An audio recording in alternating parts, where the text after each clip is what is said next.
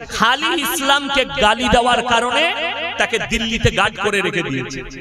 আপনার কাছে 2002 এর লিস্টে নাম থাকলে আপনি দেশের নাগরিক নয়। আমি বলবো এসআইআর করে তসলিমা নাসরিনের নামটা একবার দেখিয়ে দাও আছে কিনা। আর গত বছরে আর একটা দামি অনুপ্রবেশকারী আমাদের দেশে ঢুকেছে বাংলাদেশে, আমি আর নাম করব না, সমঝদারও কে লিয়ে ইশারা কাফি। তার এসআইআর নাম নাই, তাকে কি তাড়াবে না? ইয়াসিনকে তাড়াবার চিন্তা, সাধারণ একটা চাষিবাসীকে চিন্তা, একটা মতুয়া ভাই বাংলাদেশ থেকে এসে আমাদের দেশে মতুয়ারা বাস করছে, তাদের নাম নেই, তাদেরকে তাড়াবার চিন্তা, তাদেরকে ডিটেনশন ক্যাম্পে যেতে হবে। আর সেই দেশের মেহমান করে রেখে দিয়েছো তসলিমা নাসরিন, কেন ডিটেনশন ক্যাম্পে যাবে না? তাকে কেন তাড়ানো হবে না? তাকে দিল্লিতে জায়গা করে রেখে দিয়েছো, একবার বাংলাদেশে পাঠিয়ে দাও। এসআইআর হলে সবারই জন্য এক না এক নয়, সবারই জন্য। হ্যাঁ, কষ্টটা লাগে। ইসলামকে গালি দেওয়া এত সহজ, আর ইসলামকে গালি দিলে পদ পাওয়া যাবে। ইসলামকে প্রতিনিয়ত কয়েকটা হারামের আওলাদ গালি দিয়ে যাচ্ছে, কিন্তু আল্লাহর কসম ইসলামে কোনো ফারাক আসবে না। অনেক জনের মনে মনে চিন্তা হয়, যাদের ঈমান কমজোর, কোরআন মনে হয় মিটে যাবে, ইসলাম মনে হয় চলে যাবে, ইসলাম মনে হয় শেষ হয়ে যাবে। তোমার কোরআনের উপরে বিশ্বাস নেই, আমার আল্লাহর উপরে বিশ্বাস নেই। আল্লাহর কসম এই কোরআন অবতীর্ণ হয়েছে, কোরআনের মধ্যে আল্লাহ অলংকার বাজাই রেখেছেন। কি বাজাই রেখেছেন? অলংকার। অলংকার মানে বুঝিয়ে দিই, পৃথিবীর যত কোরআন আছে, বেঈমান কাফের যারা আছে তাদেরকে চ্যালেঞ্জ রইল, সব কোরআন গুলো চালিয়ে দাও।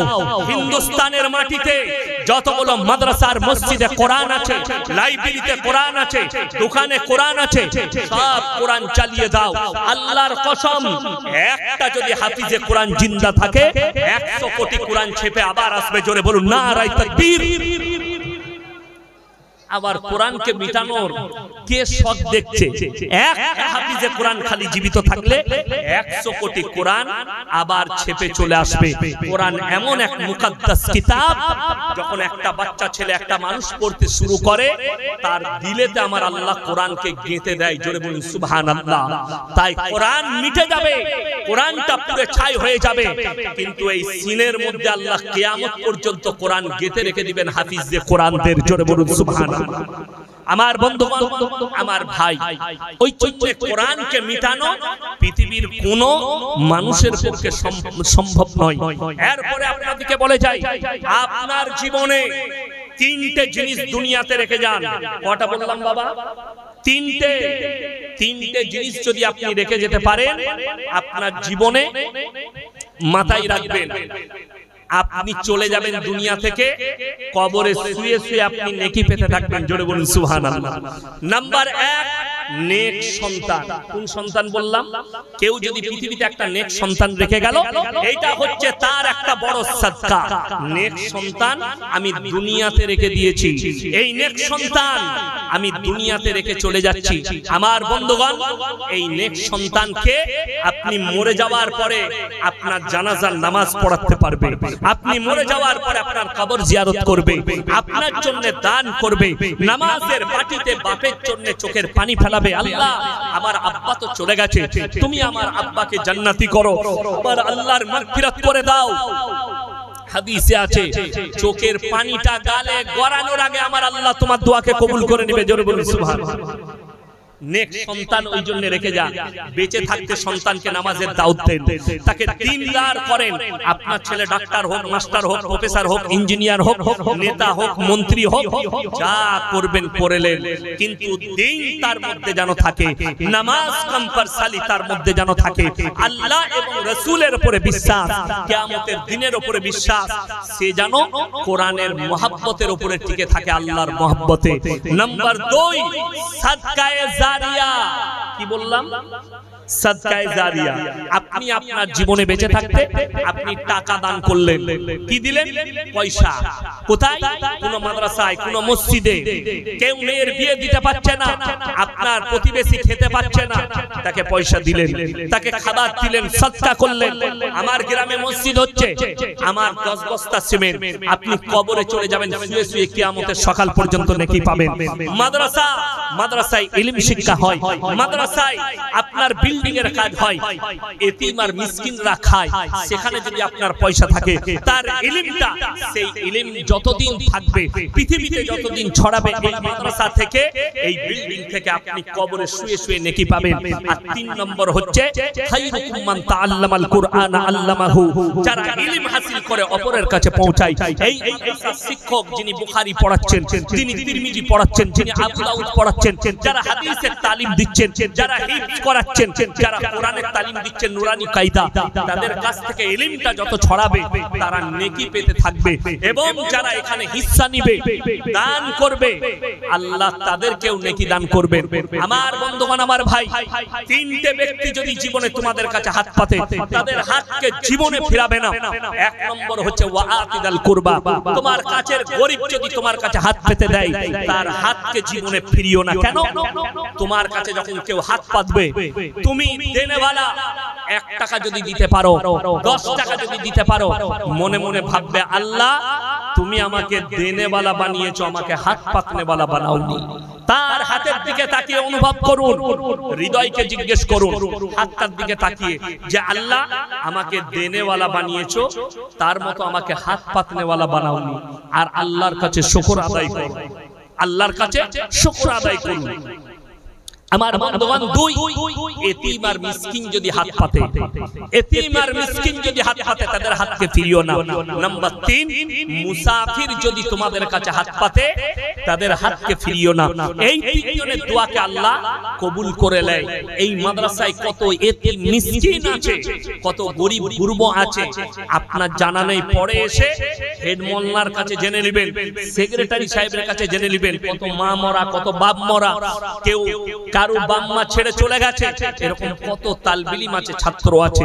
শুনে রেখে দেন, তাদেরকে দোয়া করা লাগবে না, আপনি কিছু দিবেন। একটা রসগোল্লা দিয়েছেন সারগাছি মাদ্রাসায়, 500টা ছেলে আছে, 500 পিস রসগোল্লা, ওই রসগোল্লাটা খেয়ে তাকে দোয়া করতে হবে না হাত তুলে। তার হৃদয়ের আরামটা, সে যে বলবে আলহামদুলিল্লাহ খুব সুন্দর রসগোল্লা, এইটাই আপনার বাপের জন্য দোয়া, এইটাই আপনার জন্য সাদকা, এইটাই আপনার জন্য দোয়া। ওই জন্য আমার বন্ধুগণ, সবাই হাত তুলে বলুন আমরা কোরআনের সঙ্গে মহব্বত করব। হাত তুলে বলুন তো ইনশাআল্লাহ। আপনার জীবনের সম্পর্ক যেন কোরআনের সাথে হয়। আমি আপনাকে চ্যালেঞ্জ ছুড়ে বলছি, আলেম উলামারা আছেন, উলামায়ে দ্বীনরা আছেন, যারা মনে করছেন এই মাদ্রাসা কি, এই মাদ্রাসাগুলো আমি বলছি বন্ধ করে দেন, মাদ্রাসা বন্ধ করে দেন, জলসা বন্ধ করে দেন। আমি বলে দিচ্ছি গোটা পৃথিবীর লোক নামাজি হবে, কিন্তু যদি আলেম হাফেজ কারি মুফতি সমাজে না থাকে, দ্বীনের হেফাজত করার ক্ষমতা কারোর নেই। বোম্বেতে এক জায়গায় তারাবি চলছে, খতম তারাবি। আমাদের একজন উস্তাদ সাহেব পড়াচ্ছেন, কি বুঝলেন, চ্যাংড়া উস্তাদ, আর আমিও তখন চ্যাংড়া। তো তারাবি হচ্ছে, পেছনে আম লোকরা পড়ছে, রেল স্টেশনের গায়ে মসজিদ। তো আমি পড়তাম, উনি শুনতেন, উনি পড়তেন, আমি শুনতাম, পেছনে শুনছি। হঠাৎ দেখছি 5 পৃষ্ঠা গায়েব হয়ে গেল। আমি লুগমা দিলাম, কখন একটা ট্রেন পেরিয়ে গেল আওয়াজ দিয়ে, 5 পৃষ্ঠা গায়েব। তো আমি অনেকবার মানে রিপিট করালাম, তো উনি ধরলেন না, পড়ে চলে গেলেন। সালাম হয়ে গেল, নামাজ শেষ হলো, কামরায় এলাম। तो আমাকে বলছে इतने जूते मारेंगे সবারই সামনে মুসল্লিদের সামনে इतने जूते मारेंगे तुमको सीधा कर देंगे कुरान नहीं देखते हो। उस्ताद बोलছে ছাত্র আমি চলো ঠিক আছে কামরায় গিয়ে বললাম हजरत आपने तो गलत पढ़ लिया 5 पृष्ठ गायब है। बोले अबे ये लोग बुड़बक है कुछ समझता नहीं है एक ट्रेन जाएगा 5 पृष्ठ गायब कर दो पता भी नहीं चलेगा। কি বুঝলেন আপনারা কথাটা আমার বুঝতে পেরেছেন? হাফেজের পেছনে হাফেজ না থাকলে আপনারা সাধারণ আলামুন আর তালামুন। বর্ধমানে আমি আদায় করতে গিয়ে রমজান মাসে মাদ্রাসায় একটা টাউনে মসজিদে তারাবি পড়লাম।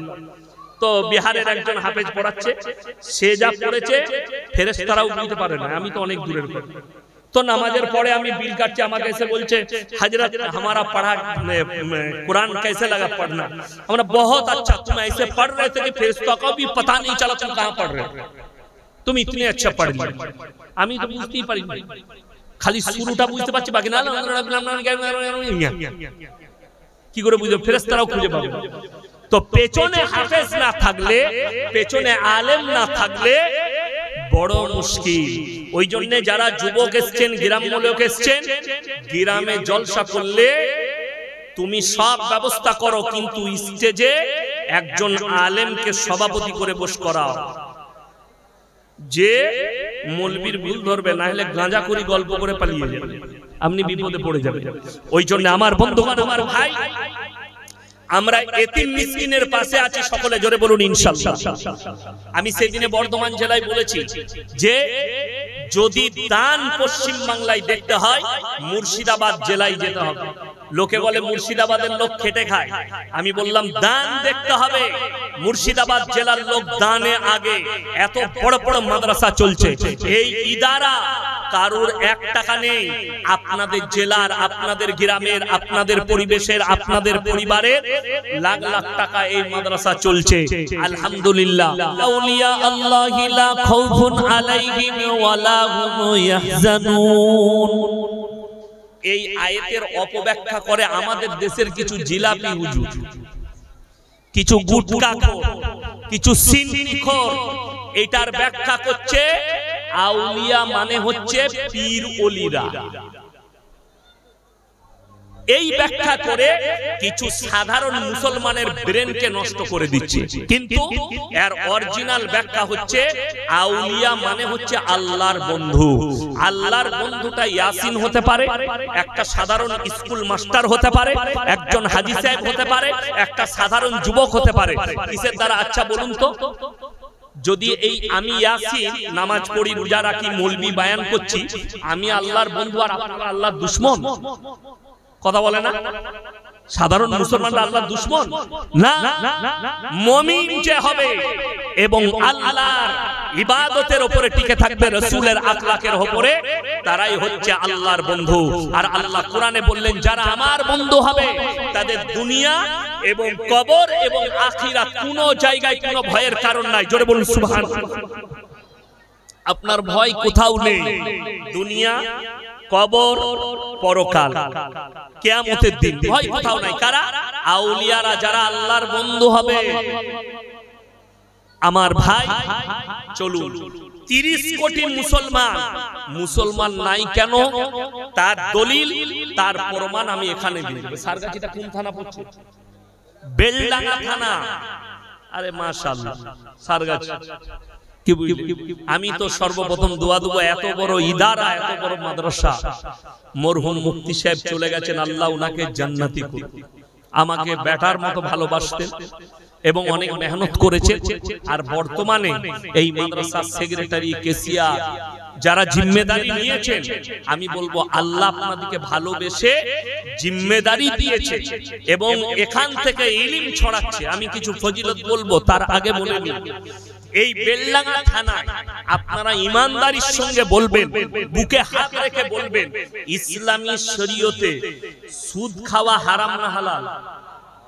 জোরে বলুন হারাম। এটা সকল মুসলমান জানে। এরপর তাহলে বেলডাঙ্গা থানায় এত মাদ্রাসা, এত মসজিদ, এত আলেম উলামা, এত খিদমত, মুসলমানরা এত দান করে, তাহলে বেলডাঙ্গা থানায় একটাও সুদখোর নাই মুসলমানদের? এরপর কি জানেন তো, এই হক কথা বললি আমি বলে চলে যাব, সকালবেলায় সারগাছি বাজারে চায়ের দোকানে দেখবেন ওই সুদখোর মালকটা আমাকে গাল দেয়, ও বাজে মৌলবি, ওকে আবার দাওয়াত দেয় নাকি বে, ওই মালকটা আমাকে গাল দিবে। আচ্ছা বলুন তো, সুদ হারাম, এটা আমার ভাষা না আল্লাহ? আল্লাহ আল্লাহ কোরআনে বললেন, ওয়া হাল্লাল্লাহুল বাইয়া ওয়া হারামার রিবা, ব্যবসাকে হালাল করেছি, সুদকে হারাম করেছি। আপনি ব্যবসা করুন হালাল। আজকে মুসলমান জানে যে আল্লাহ ব্যবসাকে হালাল করেছে, অথচ ব্যবসাকে ছেড়ে যেটা হারাম করেছে সেটাকে গ্রহণ করছে। চলুন, যারা সুদ খেলো, আমার নবীজি বললেন, যারা হারাম জেনে যে মুসলমানরা সুদ খাচ্ছে, তারা যেন আল্লাহর সঙ্গে যুদ্ধ ঘোষণা করলো। আল্লাহর রাসূলের হাদিস, কেউ যদি 1 টাকা সুদ খায়, মায়ের সঙ্গে, নিজের আপন মায়ের সঙ্গে 36 বার জিনা করার সমান পাপ হবে। নাউযুবিল্লাহ বলেন, নাউযুবিল্লাহ। দেখুন, আচ্ছা বলুন তো, এই লোক সারা জিন্দেগি অনায়াসে সুদ খাচ্ছে, সে জুম্মায় শুনছে হারাম, সে জলসাই শুনছে হারাম, সে মাদ্রাসায় শুনছে, মক্তবে শুনছে, পাড়ায় জলসা হচ্ছে শুনছে, মৌলবীদের মুখে শুনছে, নামাজির মুখে শুনছে, হাজী সাহেবের মুখে শুনছে, চায়ের দোকানে শুনছে, কোন জায়গায় কোন দাড়ি টুপিওয়ালা লোক, নামাজি লোক, আচ্ছা এটাকে হালাল বলবে? বলবে না, হারামি বলবে। সে শুনছে, কিন্তু তার জিদ, এরা যা বলছে বলুক, আমি তো আমারই কাজ করব, আমি তো সুদ খাবো, খেয়ে নিচ্ছে, জিন্দেগি কাটছে। ইমানদারির সঙ্গে বলে মদ হারাম না হালাল? হারাম। আপনি বিশ্বাস করবেন না, আপনাকে আমি বেলডাঙ্গা থানায় প্রমাণ দেব, মুসলমান মদ পান করে, মদ বিক্রিও করছে। চাপুন আমার সঙ্গে হাই রোডে, আপনাকে আমি বেলডাঙ্গা পর্যন্ত নিয়ে যাবো, আমি নাম করব না। হাই রোডের ওপরে মুসলিমদের ছেলে হোটেল করেছে, হারামখোর রাতের বেলায় লুকিয়ে মদ বিক্রি করছে হোটেলে। ঠিক বললাম না ভুল বললাম? যদি বলেন ভুল বলছেন, আমার গাড়িতে চাপুন, আমি আপনাকে প্রমাণ দিয়ে দেবো হাই রোডে কতগুলো হারামখোর মুসলমানের ঘরে জন্ম, তারা মদ বিক্রি করছে হারাম জানার পরে। লটারির টিকিট হারাম না হালাল? হারাম। আপনি সকালবেলায় সারগাছি মোড়ে দেখিয়ে দেবো, ঝুনকা মোড়ে দেখাবো, বেলডাঙ্গা বাজারে দেখাবো, রেজিনগরে দেখাবো, মুসলিমদের ছেলে লটারি বিক্রি করছে আর মুসলমান লটারি কাটছে। ঠিক বললাম না ভুল বললাম? আমাকে দাওয়াত দিবেন না, ঠিক আছে, সকালবেলায় সারগাছি মোড়ে। আর যদি কোনো ভাই শুনতে পাচ্ছেন মুসলিম ছেলে লটারি বিক্রি করো, আল্লাহর কসম খেয়ে বলছি তোমার ইনকাম হারাম। আর রাসূলের হাদিসে আছে, যারা নিজেদের পরিবার আর সন্তানের মুখে হারাম খাবার তুলে দিবে, তার সন্তানরা নেক হতে পারে না, কোনদিন নেক হবে না, বদদিন হবে তোমার সন্তান। ওই জন্য তুমি রাগ করবে না, ঝাল করবে, আমি জানি, তুমি ব্যবসায় পয়সা দিবে না। এখন সহজ কি হয়ে গেছে জানেন তো? জান্নাতটা এত সস্তা আমাদের দেশে, এত সস্তা, আপনাকে সস্তা বলে দিই, দুটো লাইন। জান্নাতে যাবার কাদের? ওই হারামখোরদের, যারা সুদ খায়, মদ বিক্রি করে, মদ খায়, জিনা করে, জিনার বাজার চালায়, লটারি কাটে, লটারি বিক্রি করে, এদের জান্নাতে যাওয়ার সোজা রাস্তা দুটো আছে। কটা বললাম? দুটো। একটা দেখবেন জলসা হয়, মাদ্রাসা আর মসজিদে জলসা হয় না? জলসা আমি কিন্তু আদায়কারী বক্তা নয়, আপনারা জানেন, আমি কোরআন হাদিসের কথা বলি, আদায় ফাদায় করি না। যাই হোক, দেখবেন আমাদের দেশের বক্তারা সুর করে আদায় করে, করে না? করে না? তারা তো বেচারারা জানে না। তারপর বললে বাবাজিরা পয়সা দাও, মাদ্রাসায় যে 5000 দিবে, আল্লাহ তাকে জান্নাত দেবে। একজন সুদখোর মাল উঠে 2000 টাকা দিয়েছে, আর হুজুর তো জানে না মালটা কি। আমি কি করে জানবো যে সে সুদখোর? সে আমার হাতে 2000 দিলে, হুজুর এরপরে দোয়া শুরু করলে, আহারে বান্দারে কোদাই মাসে ছিল, আর ছিল কিনা ছিল, 2000 দিল, দিয়ে জান্নাতে ঢুকিয়ে দিল। সে দেখে শালা এত সহজ জান্নাত আর কোথাও না। ঠিক বললাম না ভুল বললাম? সে তো চলে গেল, সে মনে করছে আমি সুদখোর, মৌলবি আমাকে জান্নাতে ঢুকিয়েছে, আর কেউ রুখতে পারবে না। একটা লাইন, দুটো লাইন। আমাদের দেশে লোক মরে গেলে 40-এ মিলাদ হয়, হয় না? হয় না? আপনার বেলডাঙ্গা এলাকায় খুঁজে নেবেন, অনেক গ্রামে আছে, অনেক জায়গায় আছে। আমি চ্যালেঞ্জ ছুড়ে গেলাম, 40 দিনে মানুষ মরে গেলে মিলাদ দেওয়া, এটা কাঁচা বেদাত একদম, কোন হাদিসে কোরআনে নাই। এটা কোথায় আছে? এটা জিলাপি হুজুরদের কিতাবে আছে, কোরআন হাদিসে নেই। গুটকাখোরের কিতাবে আছে, কোরআন হাদিসে নেই। আপনার কোথায় লাগবে জানি না, বড় কষ্ট লাগে। এরপরে আমি কয়েকটা কথা বলবো। মিলাদ ধরে নেন হচ্ছে, জিন্দেগি ভর সুদ খেয়েছে। কষ্ট কখন লাগে জানেন? খবর পেলাম, আরে ভাই বেলডাঙ্গা থানার অমুক গ্রামের অমুকের ছেলে পলসন্ডা টোলের কাছে অ্যাক্সিডেন্ট হয়ে মারা গেছে। লরি চালাতো, ট্রাক। ট্রাক বলেন না লরি বলেন আপনারা? ট্রাকও বলে, লরিও বলে। আমাদের দেশের লরিও বলে, ট্রাকও বলে। এরপর সকালবেলায় গ্রামের ইমাম, গ্রামের মৌলবীরা, এলাকার আলেমরা, বয়োজ্যেষ্ঠরা, হাজী সাহেবরা তার বাড়িতে গেল। চেয়ার লাগানো আছে, বসলো। আহা, ছেলেটা অ্যাক্সিডেন্ট হয়ে মরে গেল। ইমাম সাহেব একজনকে জিজ্ঞেস করছে, বাপ কি করে অ্যাক্সিডেন্ট করলো বাপ? ঘুমিয়ে গিয়েছিল? না হুজুর, ঘুমাবে কেন, একটু দোষ ছিল তো। ওই প্রত্যেক দিনে 1 বোতল করে মদ খেত, কালকে 3 বোতল খেয়ে নিয়েছিল। এরপর বলুন তো, এর জান্নাতটা কি করে ইমাম সাহেব ঢুকবে? ফেরে পড়ে গেল ইমাম সাহেব। তাকে জান্নাতে পাঠাতেই হবে। জানাজার নামাজটা নামাজ না মাইয়াতের মাগফিরাতের দোয়া? মাইয়াতের মাগফিরাতের দোয়া হলো, বড় কষ্ট লাগে। আপনি মাটি দিচ্ছেন, দোয়া হয়ে গেল, যা হয়ে গেল হয়ে গেল, জলসা সে 40 দিন হয়ে গেল, এরপরে হুজুরকে দেশি মুরগি করে দাওয়াত দিয়েছে। আমি তো আর কিছু জানি না, বর্ধমান থেকে আমাকে বেলডাঙ্গায় দাওয়াত দিয়েছে, অমুক জন মারা গেছে, হুজুর মিলাদ পড়াবো, 10,000 টাকা দিব। আমি 10,000 টাকা দিবে, এর যে বটে বটে আমি জান্নাতে ঢুকবই। আমি গেলাম, এরপর আমি ঝেড়ে দোয়া করলাম, আল্লাহ তুমি জান্নাতুল ফিরদৌস দান করো, শহীদের মর্তবা দাও। দোয়া হয়ে গেল। আমি যখন বাড়ি আসছি, গাড়িতে চাপবো, গ্রামের একজন চাচা হাজী সাহেব নামাজ পড়ে আমার কাছে এলো, হুজুর একটু কথা ছিল কানে কানে। আমি বলুন। গাড়ির কাছে এসে আমার কানে কানে বলছে, হুজুর আপনি তো জান্নাতে ঢুকালেন, ও তো 3 বোতল মদ খেয়ে মারা গেল। আমরা তোবা কাকে ঢুকালাম? আপনি ভেবে দেখুন, আমরা ঢুকিয়ে দিচ্ছি। আমি যাত্রার দলিল দেব না, আমার বাপের দলিল দেব না, আর বাপ দাদুর গল্প বলবো না। আজকে সমাজটা শেষ হলো। আজকে আমাদের সমাজ শেষ হয়েছে এক ধরনের ভণ্ড হুজুরদের দ্বারা, জিলাপি হুজুরদের দ্বারা গল্প গুজব, পীরের গল্প, বাপের গল্প, দাদুর গল্প, অমুকের গল্প, অমুক পীর শেষ করে দিলে সমাজটা। এরা পীর তন্ত্র করে শেষ করে দিলে। কষ্টের বিষয় ওইটাই। আমার মোবাইলে রেকর্ডিং আছে, একটা ইউপির বক্তা বক্তব্য দিচ্ছে, সমাজ ধ্বংস হয়ে যাবে তাদের বক্তব্য শুনলে। এমন বক্তব্য দিচ্ছে, যে বক্তব্য, যে ধরনের আকীদা, যে ধরনের কাজ নবীজির জীবনীতেও ছিল না। নবীজির জীবনীতেও কি? কাবা ঘর কার ঘর? সকলে বলুন। আল্লাহর ঘর। আচ্ছা, কোনদিন শুনেছেন নবীজি যখন মদিনায় ছিলেন কাবা ঘর নবীজির কাছে চলে গেছে? কথা বলে না। এখানে এতগুলো আলেম আছে, মুহাদ্দিস আছে, বুখারী পড়ানেওয়ালা মুফতি আছে, কেউ যদি একটা দলিল দেয়, কোন যদি জাল হাদিসের দলিল দেয় যে হ্যাঁ কাবা ঘরটা চলে নবীজির কাছে গিয়েছিল, কিন্তু জিলাপি হুজুর বয়ান করছে, বাবাজিরা বড় পীর আব্দুল কাদের জিলানী কাবা ঘর তাওয়াফ করতে যেতেন না, কিন্তু কাবা ঘর তার ঘরে আসতো তাওয়াফ করতে। বলুন নাউজুবিল্লাহ। এত বড় খারাপ আকীদা যে বড় পীর কোনদিন যায়নি কাবা ঘর তাওয়াফ করতে, কাবা ঘর তার ঘরে চলে আসতো তার তাওয়াফ করতে। এত বড় মিথ্যা কথা, এত বড় মিথ্যা অপবাদ কার নামে? আব্দুল কাদের জিলানী রহমতুল্লাহ আলাইহির নামে। সে তো কবরে শুয়ে শুয়ে ভাববে যে এই হারামখোররা আমার নামে কতগুলো মিথ্যা বলবে। দুঃখ এইটাই, এই সমাজ শেষ। সারা জিন্দেগি সুদ খেলো, সারা জিন্দেগি সুদের উপরে জীবন কাটালো, অথচ আল্লাহ বললেন যারা জেনে শুনে সুদ খায় তারা যেন আল্লাহর সঙ্গে এবং রাসূলের সঙ্গে যুদ্ধ ঘোষণা করলো।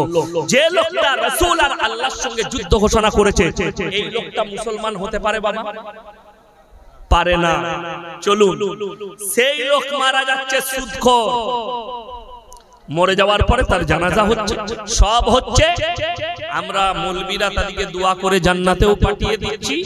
দুঃখটা হচ্ছে আপনি বলবেন দলিল দেন, আপনাকে দলিলে ঢেকে দেব। যদি তোমার বাপ হারাম জানার পরে জিদ করে করে মদ আর সুদ খেয়ে জীবন কাটায়, জিদ করে যদি জীবনটা সুদের উপরে কাটায়, মৌলবীর কথা মানি না, কোরআন হাদিস মানি না, আর যদি মারা যায় তাকে যদি দোয়া করে হুজুররা জান্নাতে পাঠায়, তোমার হুজুরকে জিজ্ঞেস করো নবীজি সাল্লাল্লাহু আলাইহি সাল্লামের চাচা জান কি অপরাধ করেছিল? নবীজির চাচা জান কলমা পড়তে পারেন না। বড় কষ্টের নবীজির কাছে খবর এলো, ইয়া রাসূলুল্লাহ আপনার চাচা জান মরণাপন্ন অবস্থায় আছে, মারা যাবেন এমন অবস্থায় আছে। নবীজি ছুটলেন কার কাছে? চাচার কাছে। চাচার হাতটা টিপে ধরলেন, চাচা আমি মুহাম্মদ তোমার ভাইপো, আল্লাহর নবী, একবার খালি কলমাটা পড়ে নাও, আমি আল্লাহর কাছে তোমার জন্য কেঁদে কেঁদে ক্ষমা চেয়ে নিই। চাচার উত্তর কি এসেছে জানেন? আমি বার্ধক্যে কলমা পড়লে লোকে বলবে মৃত্যু ভয়ে কলমা পড়েছে, আমি কলমা পড়তে পারবো না। আমার আল্লাহ নবীজির কাছে আয়াত পাঠিয়েছেন, ওই জন্য প্রথমেই বললাম হিদায়াতের মালিককে আল্লাহ। নবীজি নিজের চাচাকে কলমা পড়াতে পারেন, আল্লাহ উত্তর দিলেন, ইন্নাকা লা তাহদি মান আহবাবতা ওয়ালাকিন্নাল্লাহা ইয়াহদি মান ইয়াশা। হে আমার নবী, হিদায়েতের দপ্তরটা আমার আল্লাহর হাতে। তুমি যত দাওয়াত দিবে দাও, আমার ইচ্ছা নেই তোমার চাচা কলমা পড়তে পারবে না। নবীজির চাচা যান দুনিয়া ছেড়ে চলে গেলেন। এরপরে নবীজি আল্লাহর কাছে কেঁদে কি বললেন? ওগো আল্লাহ, তুমি আমাকে যতদিন না নিষেধ করবে আমি আমার চাচার জন্য কেঁদে কেঁদে ক্ষমা চাইবো। এটা নবীজির ভাষা। আল্লাহ, তুমি আমাকে যতদিন না নিষেধ করবে আমি কেঁদে কেঁদে ক্ষমা চাইবো। বিশ্বাস করুন, নবীজি ক্ষমা চাইতে লাগলেন, আল্লাহ গো আমার চাচাকে ক্ষমা করে দাও। এটা আমার হিতাকাঙ্ক্ষী চাচা। আমার আল্লাহ রাব্বুল আলামিন জিবরিল আমিনকে পাঠালেন, যাও আর আমার নবীকে শোনাও। আপনারা বলুন, নবীদের দোয়াকে আল্লাহ কবুল করেন না করেন? করেন। আচ্ছা, নবীরা মাসুম না মাসুম নয়? নবীরা জান্নাতি, নবীরা মাসুম, এবং আমাদের নবী হচ্ছেন শ্রেষ্ঠ পয়গম্বর। ঠিক কি না কথা বলেন? শ্রেষ্ঠ পয়গম্বর, পৃথিবীর আদি থেকে অন্ত পর্যন্ত তিনি হচ্ছেন সৃষ্টির শ্রেষ্ঠ। এই হযরত মুহাম্মদ মুস্তাফা সাল্লাল্লাহু আলাইহি ওয়াসাল্লাম তিনি দোয়া করতে লেগেছেন, চাচাকে ক্ষমা করে দাও। আল্লাহ তাআলা জিবরিল আমিনকে পাঠালেন, আর কি বললেন? মা কানা লিন নাবিয়্যি ওয়াল্লাযীনা আমানু আইয়াস্তাগফিরু লিল মুশরিকিন ওয়ালাউ কানু উলি কুরবা। হে আমার নবী, শুনে নাও, যারা মুশরিক হয়ে বেঈমান কাফের হয়ে বদ্দিন হয়ে মারা গেছে তাদের জন্য দোয়া করতে পাবে না, যদিও তারা তোমাদের নিকটতম আত্মীয় হয়। নবীজিকে আল্লাহ নিষেধ করলেন, আর দোয়া করতে পাবে না তোমার নিকট আত্মীয় হলেও মুশরিক হয়ে মারা গেছে, বদ্দিন হয়ে মারা গেছে, দুনিয়া থেকে চলে গেছে।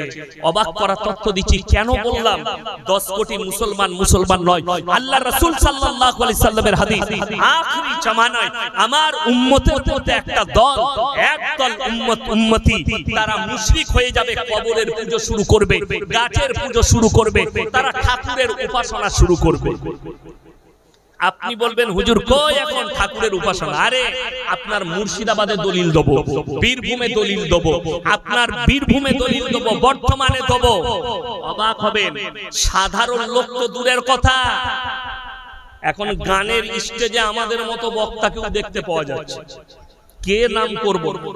মুর্শিদাবাদ বক্তব্য দেয় সমাজের বুকে, দেখছি গানের স্টেজে নায়িকার পাশে দাঁড়িয়ে আছে, হাত গুটিয়ে। আমরা আল্লাহ হিফাজত করুক। শুধু তাই নয়, বীরভূম ডিস্ট্রিক্টে নামের আগে মুফতি, নামের শেষে পীর, নাম আমি করব। বীরভূম ডিস্ট্রিক্টে এই পদের উনি ব্যক্তি দীপাবলির উৎসবে গিয়ে মানুষকে আশীর্বাদ দিচ্ছে। আপনারা মায়ের আশীর্বাদ নেবেন, মায়ের আশীর্বাদ নিয়ে বাড়ি যাবেন, মায়ের আশীর্বাদে ভালো থাকুক। এই দুটো মৌলবীকে জাতির কাছে ক্ষমা চাইতে হবে, আল্লাহর কাছে ইস্তেগফার করতে হবে। কেন? আল্লাহর কাছে যতগুলো পৃথিবীতে পাপ আছে, নিকৃষ্ট পাপ হচ্ছে শিরকের পাপ। আল্লাহর যে ক্ষমতা, সে ক্ষমতা পৃথিবীতে আর কারুর আছে? আল্লাহর যে ক্ষমতা, আল্লাহ যেটা দিতে পারে পৃথিবীতে আর কেউ দিতে পারে।